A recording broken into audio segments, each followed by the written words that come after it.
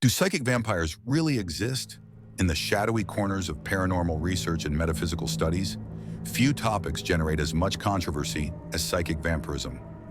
Unlike their bloodthirsty counterparts in popular fiction, psychic vampires are said to feed on something far more intangible: human energy. Practitioners of various esoteric traditions describe psychic vampires as individuals who, either consciously or unconsciously, drain others of their vital life force. This energy, known as prana in Hindu traditions or qi in Chinese medicine, is considered the fundamental current that powers our physical and emotional well-being. Those who claim to have encountered psychic vampires often describe similar experiences. After spending time with certain individuals, they feel inexplicably exhausted, emotionally drained, or physically depleted. While skeptics argue these sensations can be attributed to normal social fatigue or dealing with particularly demanding personalities, proponents insist the phenomenon goes beyond ordinary interpersonal dynamics. Modern interpretations of psychic vampirism often take a psychological approach. Some researchers suggest that what we call psychic vampirism might be better understood as a combination of empathic absorption and emotional codependency. These individuals may unconsciously feed off others' emotional states, creating a parasitic relationship that serves their own emotional needs while depleting their unwitting donors.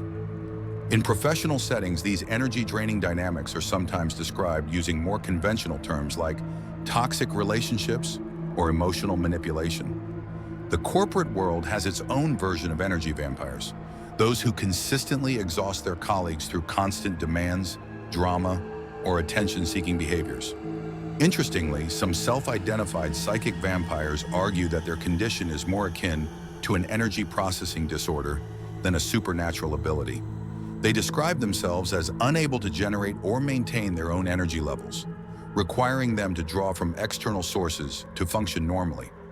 This perspective frames psychic vampirism as a kind of energetic disability rather than a predatory behavior. The scientific community generally dismisses the concept of psychic vampirism, pointing out the lack of empirical evidence for energy transfer between individuals. However, emerging research in fields like quantum biology and bioelectromagnetics suggests that human beings may indeed be capable of affecting one another through subtle energetic interactions we don't yet fully understand. From a cultural anthropology perspective, the concept of psychic vampirism appears in various forms across different societies. Many traditional cultures have terms for people or entities that drain life force from others, suggesting this might be a universal human experience interpreted through different cultural lenses. Whether or not psychic vampires exist in a literal sense, the concept serves as a useful metaphor for understanding certain types of interpersonal dynamics. The ability to recognize and protect oneself from energy-draining relationships remains valuable, regardless of whether one believes in the supernatural aspects of psychic vampirism.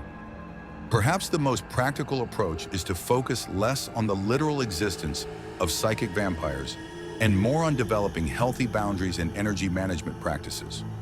After all, whether the drain comes from supernatural means or mundane human behavior, the solution often involves the same basic principles: self-awareness, boundary setting, and energy protection.